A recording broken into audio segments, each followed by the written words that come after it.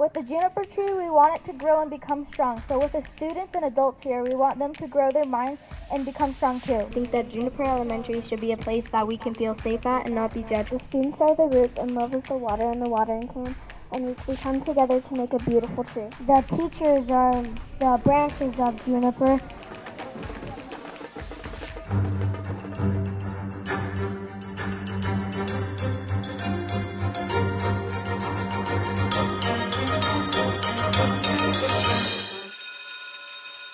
Hello and welcome to the Supercast. I'm your host, Superintendent Anthony Godfrey. Juniper Elementary students are hoping new traditions of kindness and caring take root at their brand new school.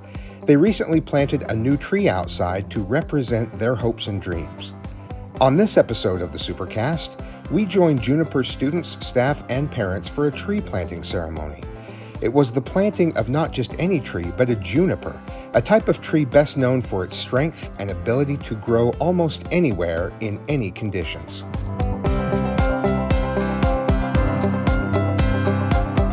We're out in front of Juniper Elementary as students head to their buses, their rides home, and it's an exciting time. The school year has just started, and we're here with Principal Caleb Yates. How are things going so far with 1 month down? It's going great, really. We have great students, good teachers, and well, today's our PTA carnival, so we've got a lot of great parents that want to help out.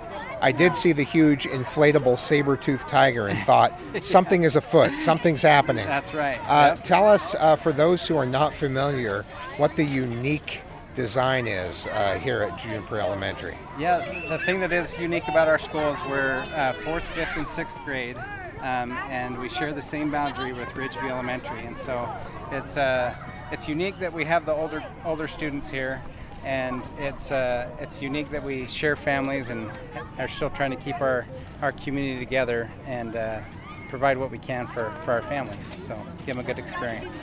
And it's unique for us not only to have a school that has grades 4, 5, and 6 only, but also to have a growing population at one of our elementaries and simply decide we're going to keep that same boundary, just add another school into the mix so that we can manage the numbers. Absolutely. And you talk about keeping the community together. Yes, that means that now students are at Elementary 1, Elementary 2, middle school, and then high school. Yeah. But it also means the boundary is the same, so you're not saying goodbye to friends in the same way that you might have to if there were a boundary change. Yeah, we have a shuttle service that goes back and forth between the two schools, which has been great. It's been a good experience for kids to be able to meet up in one spot, and parents don't have to shuffle all over to find their kids.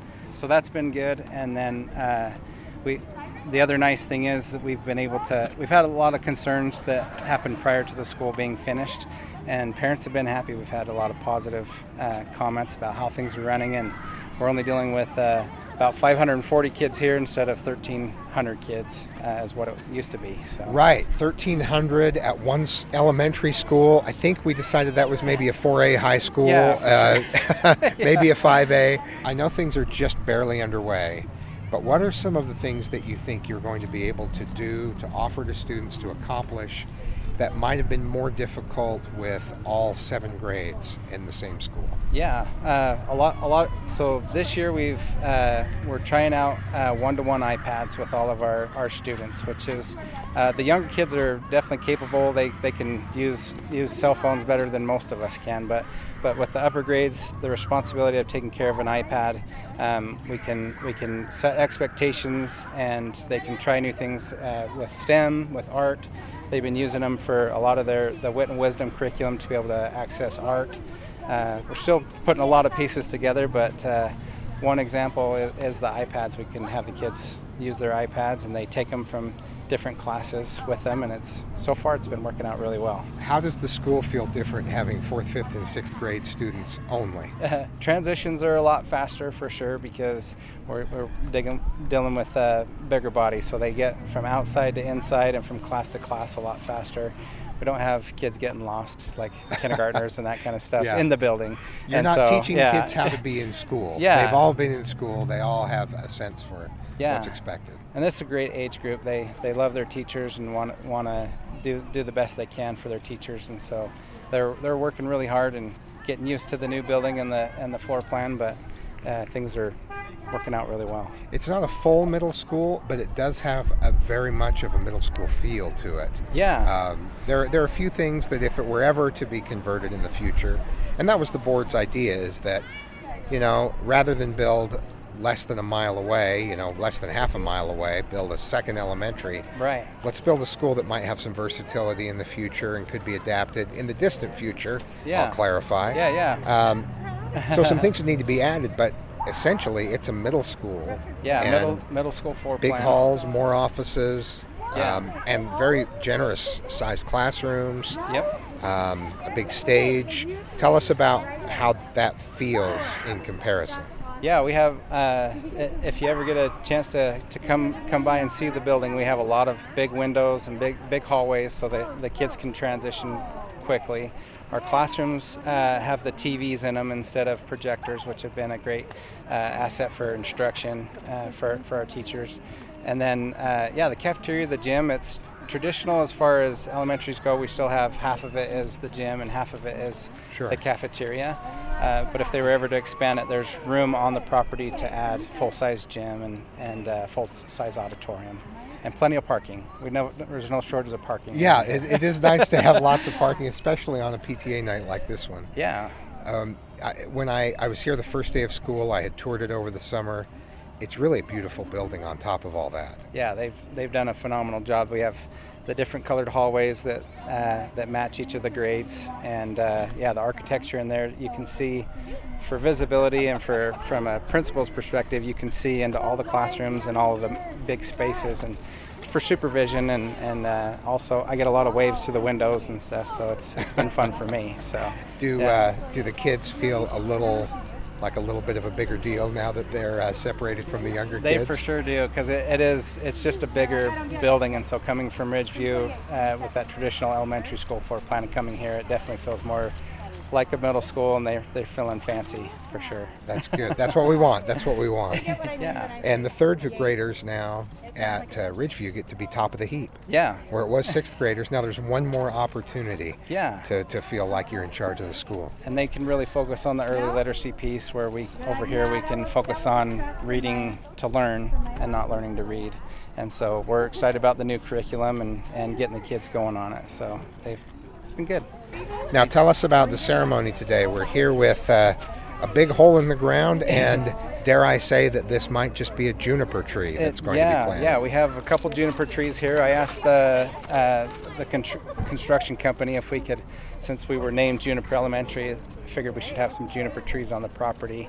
And to make it more, involve the students more, we had them write essays about what they want the culture of our building to be. And that we had about 80 students. It was an optional thing. We didn't want to require it over the summer, but It was about an optional thing. And we had about 80 students submit essays, and we read through them, and they had some phenomenal things to say, a lot of things about kindness and supporting one another and getting rid of bullying, and they did some great metaphors with what the juniper tree represents and how that parallels to us here at the school.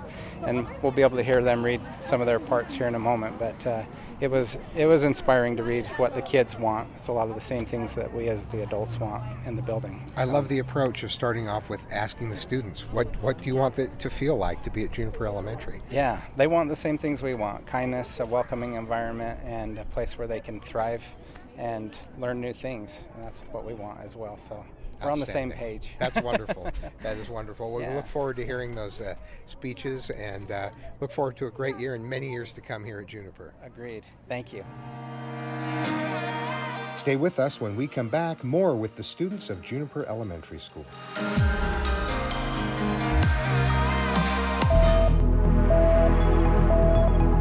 Never miss an episode of the Supercast by liking and subscribing on your favorite podcasting platform. Find transcripts for this episode and others at supercast.jordandistrict.org.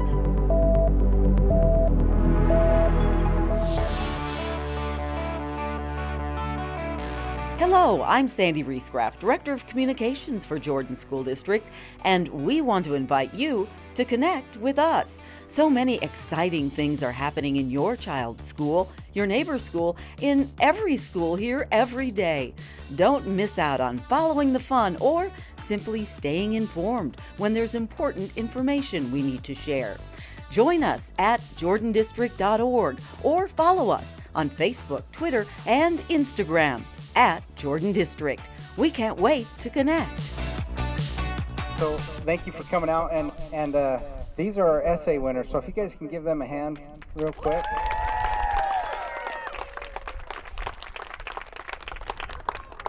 I think all of you are aware of what the contest was, but these 4 winners, we had a lot of great essays that were submitted, and these 4 seem to capture what we want as a school. And so they're going to take a minute and just read just a brief part of each of their essays. So if you guys can listen closely, this is what we want for our school. And then we'll go ahead and plant the trees. My name is Victoria, and in my opinion, I think that Juniper Elementary should be a place that we can feel safe at and not be judged for how we look and act. We should not pull the tree's branches, but we should also not pull hair. We should not poke the tree, but we should also not poke each other's feelings, and we should also not touch the tree. We should just admire it. And with the students, we should not touch people and or make them feel ashamed of how they look or act. And finally, in my opinion, Juniper should and shall be the perfect place for people to share their feelings, and people should not be treated harmfully in any way.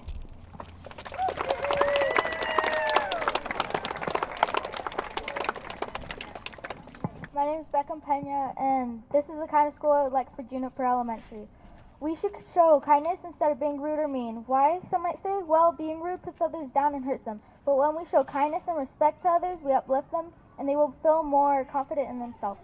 With the juniper tree, we want it to grow and become strong. So with the students and adults here, we want them to grow their minds and become strong too. This is a school I would like Juniper to be.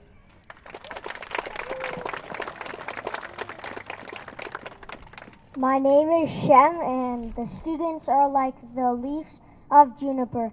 The teachers are the branches of juniper. The vice principal is the trunk of juniper. The principal is the roots of juniper.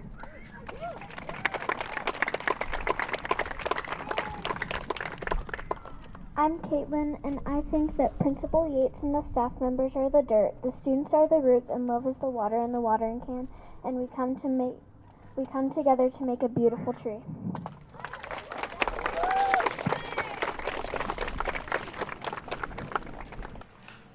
Now we're talking with the 4 students who were part of the program who won the essay contest and got to plant the juniper trees out front.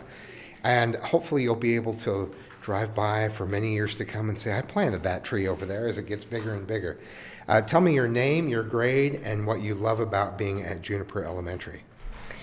I'm Caitlin Rawlings, and I'm in 5th grade, and I like being at Juniper Elementary because there's a lot of windows. A lot of windows, yes. They designed it with a lot of natural light. There are even windows out into the hallway from your classrooms. Does that feel better to learn when you can see some sunshine? Yes. My name is Shem Levitt, and and I am 10 years old, and Time goes quickly, doesn't it? Yeah. And I like about this school that it has tons of cool teachers and a cool principal that lets us get to do really fun stuff. Yeah, we really worked hard to get you a cool principal that would then get you really cool teachers. And I met with them a couple of times, and I know that's true. You have some great teachers here. My name is Victoria, and I'm in 6th grade, and I like Juniper because it makes me feel welcome and appreciated. That's wonderful. Where did you come from? Were you at Ridgeview before? Yes. And you feel like things feel welcoming and people are glad you're here? Yes. I'm Beckham Pena. I'm in 6th grade, and I'm 11 years old. And my favorite thing about Juniper here is that everyone's super nice, and I just love it. Lots of great people here. Tell me, how does this feel different from being at a school that's kindergarten through 6th grade? Like there's more older people and there's no portables, and like it feels different because like it's just like one school. It's like there's no portables outside and yeah. So there's space for everybody. Yeah. There are a lot of portables, or there were over at Ridgeview, more than we've had in a long time at one of the schools. Your essays are a big part of setting the tone for the school and making sure that this is a really welcoming place. So thank you for being awesome students and great writers and great planters. You didn't even know that you could do that either, huh?